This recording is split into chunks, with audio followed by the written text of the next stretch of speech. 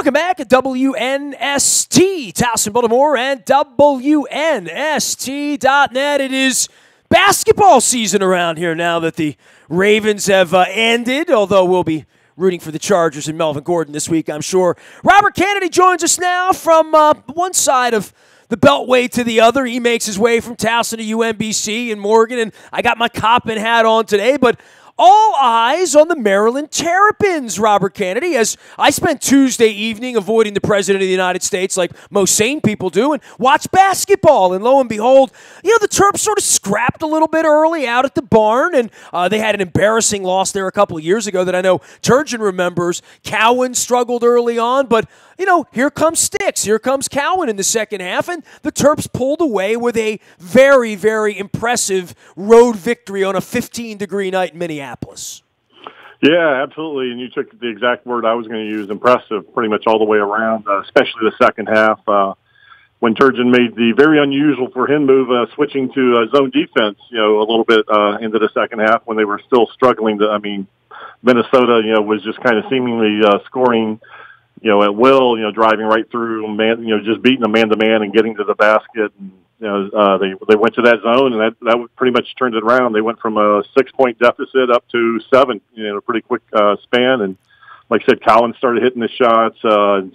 Sticks had his best game of the season, and they got the support for weeks. I've been talking about they needed to get a little bit more from the bench, and they definitely got that from Lindo, who played a really solid game, and as he has been doing for the last 3 or 4 games. So it's, a very, very good team win. They were doubling Bruno a little bit, so they, took advantage of going to Smith and, Ayala, helped from the outside and everything as well. So very, very impressive win. And always, any coach will tell you, any conference win on the road is a good one, and especially an impressive-looking one like that. Well, and then here we go. I mean, there's no rest. They have a ranked team on Friday night down at Xfinity in Indiana. I mean, Bobby Knight will not be throwing chairs there, but this is one of those sort of statement games. You want to be in the top 25. You hold your turf at home. The kids get back on campus. They unfurl the flag, and you raise hell with the Hoosiers, right? I mean, this is what it's about. This is your Duke. This is your North Carolina game. These start to come, pretty fast and furious as they go on the road next week. They're going to go out to Ohio State. They're going to go to Michigan State. But this is a game they're going to need if they're going to create some space to not be a bubble team. Yeah, absolutely, and I think we talked about that last week. They wanted to get some momentum going into these Indiana and Wisconsin games, coming up, and because, like you said, those are going to be the big conference rivals. Indiana's ranked, Wisconsin is with Maryland there, among others, receiving votes. Which there's 6. You talk about the strength of the Big Ten. As kind of segue into that. There's 6 teams receiving other votes outside the 4 that are already in the top 25. So. You've got 10 strong teams there in the league, so it's every night is going to be a test, whether it's home or away. But yeah, these are 2 primetime home games coming up that they definitely want to have a good showing at with Wisconsin and Indiana both. Robert Canady is our guest. He, of course, is down at Compass Point Golf doing the golf thing. And if you want to put a tournament together into the spring or you just want to hit it because the weather's okay, and it's going to be a little chilly this week, we're going to get some snow in the overnight on Saturday. Rob will be out there with the shovel and the plow, getting the course ready in bikini wax for Monday morning, I guess, here this weekend. But, this is the tough season for all of that. I wanted to say about the Terps and watching them play early in the year, and this goes back to literally like election night, and watching Morgan go run around with Villanova and watching, Towson play a big game and Virginia get involved in Maryland, then playing Virginia after that, and what UMBC did to Virginia. So you start to measure yourself against the better teams. And the one thing I was trying to figure out with the Terps, look, Fernando's a legitimate player, and you really want to say who is a legitimate NBA prospect. That's how I measure this at this point. Because if you don't have those kind of guys, you're not going to win unless you have a bunch of guys that have hung around for 4 years. And if you had a bunch of guys hanging around for 4 years, chances are they're not very good. So, there's sort of all of that in the modern era. But I wonder how many legitimate players they have. And I look at the Terps right now, and I think it was very easy when when Herter came in or Melo Trimble, or to see those kind of players to judge where these guys are. And now that they're winning games in the Big Ten, and now that you see, a guy like Cowan struggle early and then come back and get his confidence back on the road to really lead them to a victory, they got three pretty big-time players right now as they enter these games with the other teams that have big-time players, whether it's Indiana, Ohio State, or Michigan State. And I sort of judge them more in the Purdue game, in the Virginia game,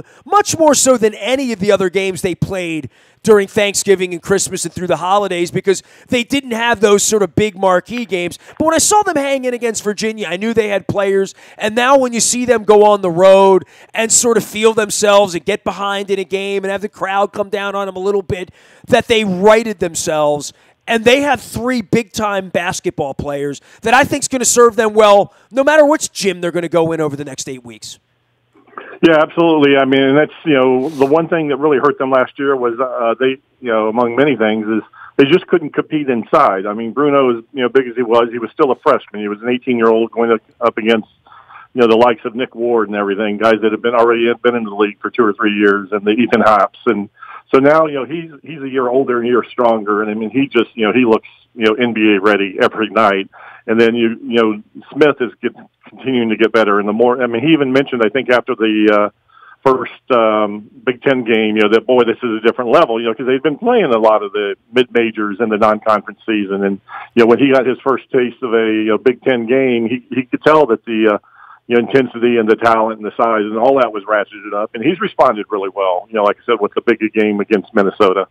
So, and then, Cowan is, the leader of the group. He's got the most experience, and he's playing the last couple of games, I think, at a all-league level, as far as at the point guard. And again, I still like Eric Ayala, the other freshman. I think before this conference season's done, you're going to come back to me at some point and say, yeah, Robert, I remember you mentioning him early in the year. He really has come on as a freshman as well. So they definitely have the talent. That they may have been either weren't able to put together in the past, or that just was lacking in the past as well. So it's definitely going to be, and it's coming at a good time because, like as I mentioned, this conference this year is a very, very strong conference, and it's going to be every night out is going to be fun to watch. I remember when Bino contacted me a couple years ago and said, I got this kid over at St. Joe. We've recruited. He's going to come down here and play. He's a local kid in Morcell. Boy, I hope that's the worst game he's going to play, right? I mean, just on a stat sheet alone, and, who picks whom up and who's getting minutes and why they're getting minutes and how they're playing.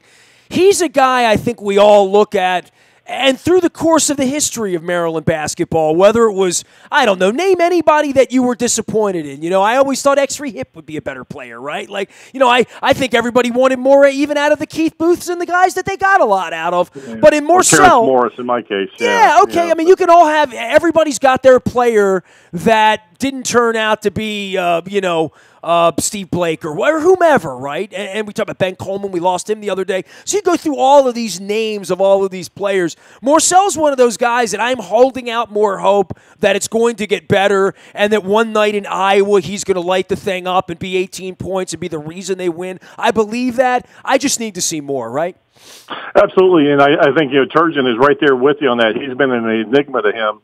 I think, this year, he started early in the year and everything because, he kind of had the place coming in and the freshmen were going to have to prove themselves and everything. And I think, he struggled a couple, early in the season. And I think the game at Navy was, he came off the bench, if I remember correctly. I think he started against Delaware and the opener, and Turgeon just really wasn't happy with his effort out there. So he brought him off the bench at Navy in that Veterans Classic, and he really had a solid game there. And, Turgeon was like, okay, I think he got the message. He needs to, he knows what we need from him now. He scored 15 in that game in 27 minutes. 5 of 13, took 13 shots, 5 of 6 at the line. But, dude, that's against Navy. That's not on the road against Minnesota, against these big kids, I mean, right, and I think it was more the defensive effort that night, if anything, was what he was mostly looking at. He doesn't, as we've talked about, he doesn't really need to score 15 points a night with this team. If he chips in with his 8, 9, 10 and gives a solid defensive effort, if they can count on him,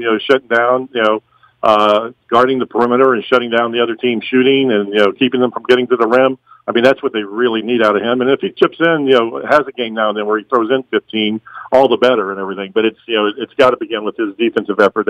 That's where they're going to rely on him to really help. Well, he only took 5 shots in the game, and part of that is didn't make any of them. 0 points in 26 minutes. It's not a good look. Then you mention Ayala and where he is, and the passion for the program and all of that goes along with him. He's getting minutes. There's no doubt about that, and he's going to be a big contributor. And I know you mentioned Lindo coming off the bench, and that was there for them. That is something that has been elusive, right? Maybe a 6th guy, fine, but 7, 8, and 9, we haven't seen a team that Turgeon's wanted to go that deep with, right? I mean, even back in the Trimble era where Trimble would play 41 minutes in a 40-minute game, right? Giving some guys some rest and finding 7 to 10 minutes to give Bruno some downtime or to give Stick some downtime, or if you get into foul trouble, as those guys picked up fouls later in the game, that you would have guys that can come in and spell that at a Big Ten level. Right.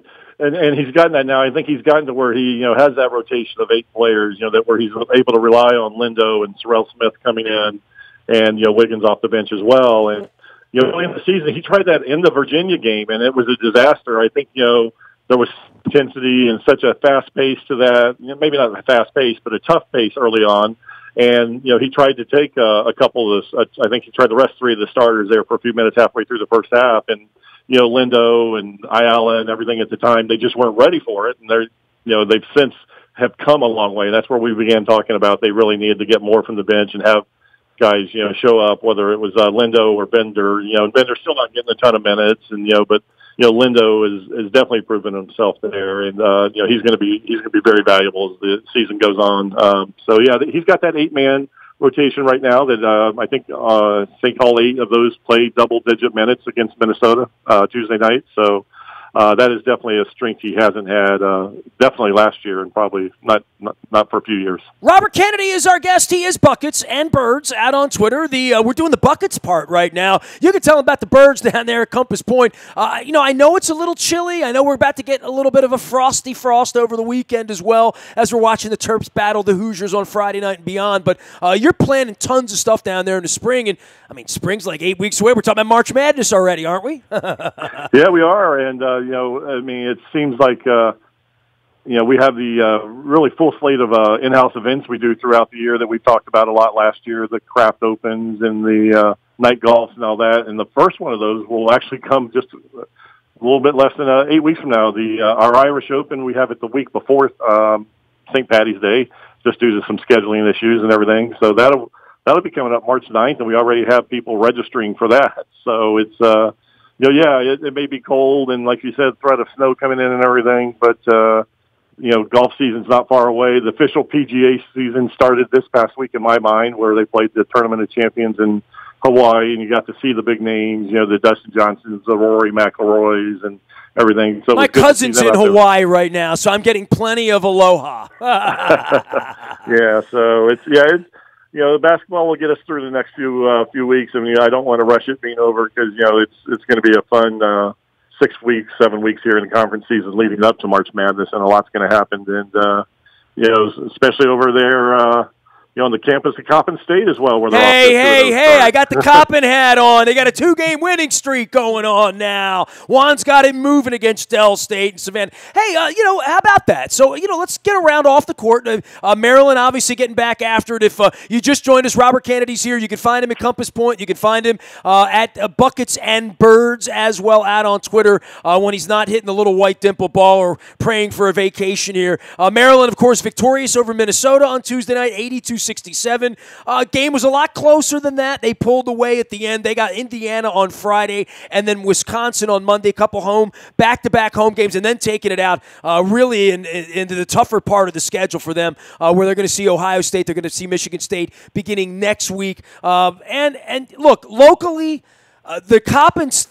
Let's start with Coppin winning a couple of games and then talk about where we are with UMBC, Towson, Morgan, and some of these other programs. But Coppin winning, Juan's put a lot of blood on the bricks out there over the last 18 months, right? He has, and you've got to be happy for him for that, because he he's as probably, as passionate as any coach in this area. And I mean, I know they all are and everything, but, having spoken to him on several occasions and, he's got a plan and, he has the tough task of, being the program they are where they have to play all those road games in the non-conference season. And, last year they really struggled even toward the beginning of the conference season. And, so to come out of that non-conference season and all those road games and, win your first two and, for, at least the first week of the season, be sitting on the top of the standings. And, hey, they have an early season showdown because the team they're tied with, Norfolk State, they'll be playing Saturday for a first-place battle. That's 4 o'clock, by the way, heard right here on WNST. By the way, it's weird to look at the conference, the MEAC table, right? Norfolk State 2-0, 7-10. Coppin State 2-0, 2-15. Yeah. There's not a lot of non-conference success down the line in that. A lot of those teams are in the same. Oh my God! Yeah, the whole conference is. Savannah State's 4-12, Florida A&M's 4-13, Bethune-Cookman 5-10. They all take the money games, but now these games, when they see Morgan in a couple of weeks, this is where it gets sort of nitty gritty, and maybe Juan's team's better than maybe advertised 2-0 to start the MEAC play. I mean, it's a nice feeling. I'm going to get over there for a game later on in the month. I can't plan a damn thing. Talk about golfing and basketball. I can't plan anything till the Ravens lose, right? I mean, I thought we had 5 buses going to New England this week, so you will get me out to some basketball here over the next 8 weeks. I promise you that, Robert Canady. Yeah, that's great. And, like I said, I don't know for sure. I did not have this Norfolk State game on my radar to get to on Saturday, but I might see if my schedule could be arranged because, that would be a good game early in the season, get over a chance to see them, with because I believe both I know UMBC is on the road and Towson's on the road as well. So that might be a good opportunity for not just us, but the other local basketball fans to get out and see, Coppin and see what's going on over there. Because it's a beautiful arena for everyone that hasn't been to it. It's actually a great arena to see a game in. It's I think maybe 4 or 5 years old, and it's, very bright, and it's a, nice modern arena, and, they got a lot going on over there. So, well, we swabbed last year during the Morgan State, the doubleheader they play. This year, that date is actually Super Bowl weekend, so it's like the day before the Super Bowl that they're playing Morgan. That game will be on WNST as well. They play over at Morgan to end the season this year on March 7th. So those games are always awesome, and they're made more awesome when they're real competitive, right? So I think this year that might be where we are with the Morgan Coppin thing, that they're very competitive. And then I guess conversely, Towson's really kind of feeling it right now, right?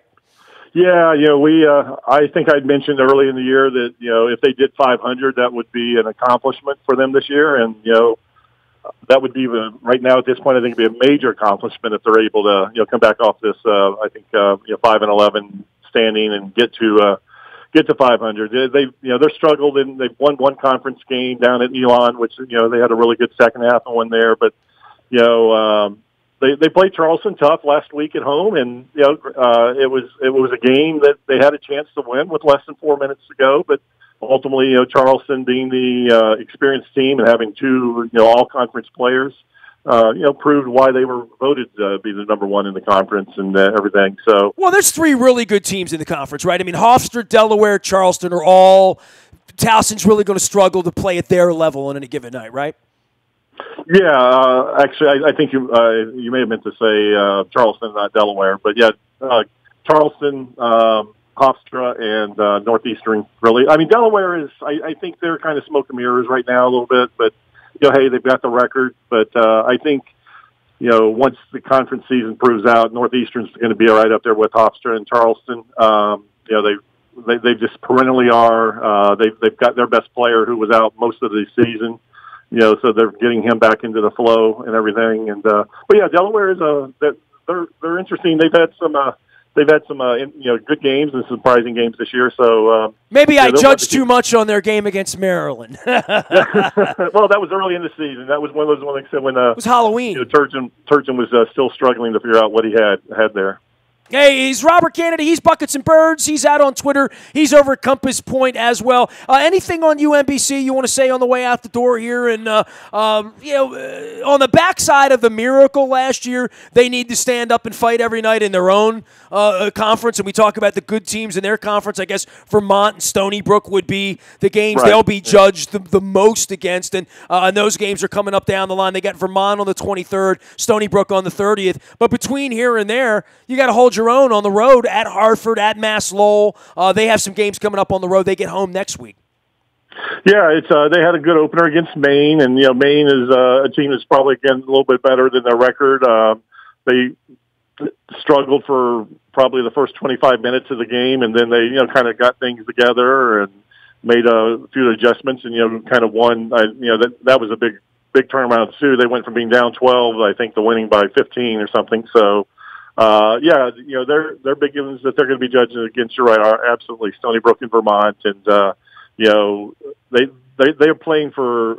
The interesting thing about that conference is you play for home court, during that, so you want to be a number 1 or a number 2 seed at worst, in the conference going in, so that you have the home court advantage. They don't do the neutral site conference tournament, like the CAA and the other tournaments do. So that feels so smart to me to not. If you're not going to have anybody show up like we had here with the CAA in Baltimore, where the teams don't travel, the gyms, unless a certain team shows up and plays, I've always enjoyed. I mean, UMBC's played a couple of these big games in the RAC and now in the new building. Towson, same thing, has played big games in their building 20 years ago when they were playing Lehigh in big games and Bucknell and whatnot. They deserve to be on a campus, in my opinion. At that time of the year, that's what it's all about. That's where you sell the juice on campus, I think.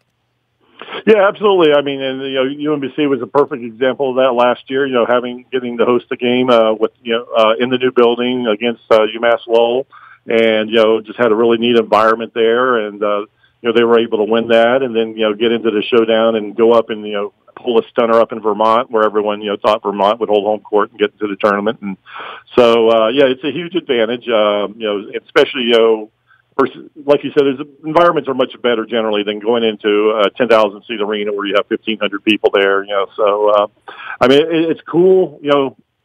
From a certain standpoint, to go and see 4 games in a day, 2 days in a row, and everything like. It's cool when you go to Chicago and there's 10 teams with 10,000 fans there. Yeah. Exactly. I mean, I'm all for that, but if you can't fill it up, then I don't know what the point is. I love the energy it brings, and I also love the point that you're making the first week of January, which is, hey guys, Buster asked you to 1 or 2 seed. We get to play at home and pack our gym and have a party here because. That's as good as it's going to get when you're at UMBC, I think, or at Towson, other than pulling off the miracle and winning the game in a gym that inevitably nobody's at either, or maybe everybody turns on your side like they did for UMBC last year. But that's about as good as it's going to get to have that on your own gym and have that fun. Yeah, absolutely. I mean, that's, it's a great environment. And like you said, the Chicago, or even a couple years ago when the Big Ten had it down at the Verizon Center. That was incredible and everything. But those are the different levels. So for these UMBC levels, and the CAA still goes to a neutral site. And as we talked about, that wasn't very successful down in Royal Farms. They've been at Charleston for 3 years with a little bit more success, but next year they're moving up to DC. There's the new arena that was the little 10,000 seat arena that was built on the waterfront in D.C., and that that'll probably again draw no better than they've done in the other places, but it'll be somewhere new and different. So maybe the cherry blossoms will be out early. Who knows, right? Yeah, maybe they can hope for that. So spring training will still be going on, so you can't catch a baseball game or anything at that point, though. Well, maybe you and I will get on a plane and go down to Florida. You can get the golf ball, I'll chase the baseball. We'll go to meet at Disney World. Who knows, man? We got to do something to get out of the cold here. Robert Canady's down doing golf. He's doing Buckets and Birds out on Twitter, and of course at Compass Point Golf, joining us each and every week, breaking down all the local hardwoods, and certainly plenty to discuss here as Coppin is winning and UMBC holding their own right now, and Maryland doing big things in the Big Ten with Indiana coming in on Friday. Find Robert down at Compass Point for all of your golf needs into the spring, or just if you want to go down there and hit it on any of the 36 beautiful holes they have down there when it's not snowing.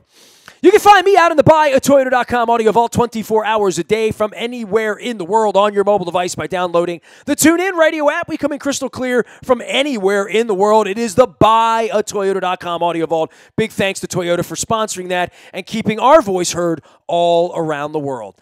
Nasty at WNST.net is the best way to find me. I'm on Facebook and Twitter and LinkedIn and Snapchat and Instagram and streaming live on our Facebook as well as our YouTube WNSTV channel. We are WNST.net, AM 1570 and WNST, Towson, Baltimore, and we never stop talking Baltimore sports.